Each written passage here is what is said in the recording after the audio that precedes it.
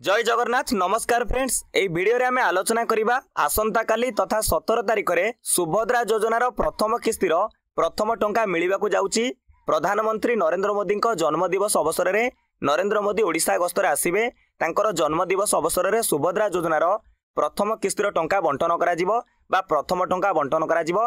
तेबे ए किस्तिर टंका केउ हिताधिकारी माने पाइबे जेउ मानको मेसेज आछि तांकर बैंक अकाउंट रे 1 टंका क्रेडिटेड होइछि बोली सेमानकु केवल मिलिबो ना अन्य मानकु मिलिबो। सरकारक नियमावली कोन कहूछि पूर्वरु जो गाइडलाइंस एसओपी जारी करा जायतिला सेतिरे कोन उल्लेख रहितिला ए वीडियो रे आमे टिके से विषय आलोचना करिबा। तेणु वीडियो को शेष पर्यंत देखिबे सहजरे बुझी परिबे। आपनक मनरे जहा भी किछि द्वंद्व रहिछि डाउट रहिछि ता आपणकर क्लियर हो। प्रथम कथा मु आपनको जणाउछि देखंतु सुभद्रा योजना रे आवेदन पूर्वरु सरकार जो एसओपी जारी करिथिले बा गाइडलाइंस जारी करिथिले सेथिरे स्पष्ट रूप रे उल्लेख रहितला सुभद्रा योजना रे जो हिताधिकारी माने शामिल हेबे सेमानकु केउ रूप रे टंका मिलिबो ना हिताधिकारींकर बैंक अकाउंट रे डीबीटी लिंक रहितबा दरकार अर्थात तांकर बैंक अकाउंट रे आधार कार्ड लिंक रहितबा दरकार। डीबीटी कहले डायरेक्ट बेनिफिट ट्रांसफर होई पारुथिबो तो एटा लिंक रहितबा दरकार। तेणु सेति पई मु मध्ये हम चैनल रे गोटे वीडियो बनैतिली आपण माने किपरि घरे बसी जानि परिबे आपणकर मोबाइल फोन जरिया रे ऑनलाइन रे चेक करी जानि परिबे बैंक सीडिंग स्टेटस देखि परिबे। सेउटु देखिबे जेउ बैंक एक्टिव रहिछि सेही बैंक अकाउंट को आपणकर पैसा आसीबो।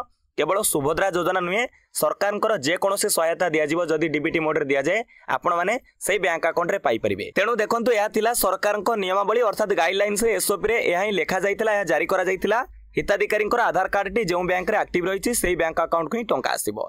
तेणु एठारे आपण माने द्वंद्वर अछंती डाउट रे अछंती जेउ मानकर बैंक अकाउंट को 1 टंका जो टेस्टिंग मनी क्रेडिटेड होइछि कोन सेही मानकु केवल मिलिबो। हमर तो बैंक अकाउंट एक्टिव रहिछि माई आधार लॉगिन रे बैंक सेडिंग स्टेटस रे देखौछि बैंक नेम देखौछि तथापि 1 टंका क्रेडिटेड होइछि बोली मेसेज आसिनी तो आमको टंका मिलिबो कि नहीं। आपण माने जानिथिबे अनेक हिताधिकारींकर बैंक अकाउंट सहित आधार कार्ड लिंक रहितले मध्य तांकर बैंक अकाउंट सहित मोबाइल नंबर टी लिंक नाही सेही कारणरू सेमाने मेसेज पाई पारि नांती हुए तो तांकर बैंक अकाउंट को टंका टी क्रेडिटेड होइछि सेमाने जानि पारु नांती। या सहित जदि भी आपणकर बैंक अकाउंट रे आधार लिंक रहिछि डीबीटी लिंक रहिछि तथापि आपणको मेसेज आसिनी जेमिति मु आपणको पूर्वरु कहली सरकारंकर नियम कहूछि बैंक अकाउंट सहित जदि आधार कार्ड लिंक रहिछि बा आपणकर आधार कार्ड टी जेउ बैंक अकाउंट सहित लिंक रहिछि सेही बैंक अकाउंट को पैसा आसीबो। केवल आपण एतिकी चेक करंतु हमर चैनल रे वीडियो रहिछि जदि बैंक अकाउंट एक्टिव रहिछि बैंक अकाउंट ना शो करूछि तेबे आपण 17 तारिख दिन आसंता काली जो किस्तिर टंका मिलिबो।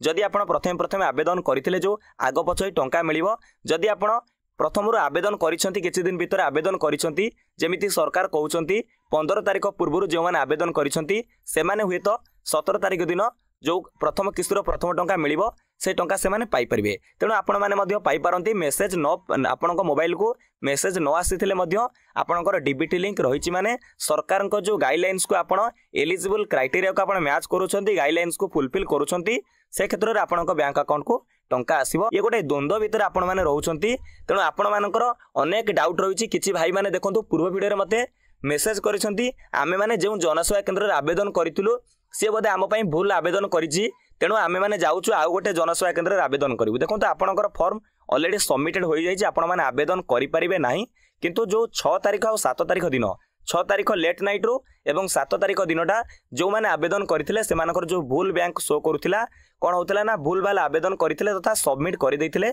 सेमानकर एप्लिकेशन नंबर मध्ये जेनेरेट होइतिला किंतु परवर्ती समय रे सेमाने पुनर्बार आउथरे आधार नंबर दे एंट्री कला परे तांको आउथरे अप्लाई देखैला तेणु सेमाने मध्ये अप्लाई करिसंती। किछि जण भाई माने कहउछंती दुईटी हमर आवेदन होई जाइछि दुईटी एक्नॉलेजमेंट रिसिप्ट हमर अछि से क्षेत्र रे कोन करा जिवो। देखंतु आपणकर गोटी आवेदन को ग्रहण करा जिवो आपण कोन दुईटी आवेदन रे पैसा पाइबे कि आपणकर गोटी आवेदन को ग्रहण करा जिवो जोटा परे हुए तो आवेदन देखैला तापर आपण आवेदन करिसंती आपणकर सही आवेदन को ग्रहण करा जिवो समस्तंकर आवेदन को रिसीव करा जिवो। आपण बास खाली एलिजिबल होइतवा दरकार आपणकर जो सरकार जो एसओपी रे एलिजिबल क्राइटेरिया जोटा तयारी करथिले योग्यता मानदंड सेटा आपण मैच करथिवा दरकार। या सहित आपणकर बैंक अकाउंट रे आधार लिंक रहितवा दरकार। नियत रूप रे जदि आपणकर डीबीटी लिंक रहिछि आपण आगुआ पकेइथिले प्रथम आवेदन करथिले 17 तारिख दिन आसंता काली आपणकर बैंक अकाउंट को टंका आसीबो तो आमे जानि परिबा आसंता काली केउ मानक बैंक अकाउंट को टंका आसुछि। तेणु देखंतु आपण माने निर्द्वंद रे रुहंतु जदि आपणकर डीबीटी लिंक रहिछि बैंक अकाउंट रे आपणकर बैंक अकाउंट को टंका आसीबो बास खाली अपेक्षा करंतु काली कोन होउछि आम पई देखिबा जरूरी।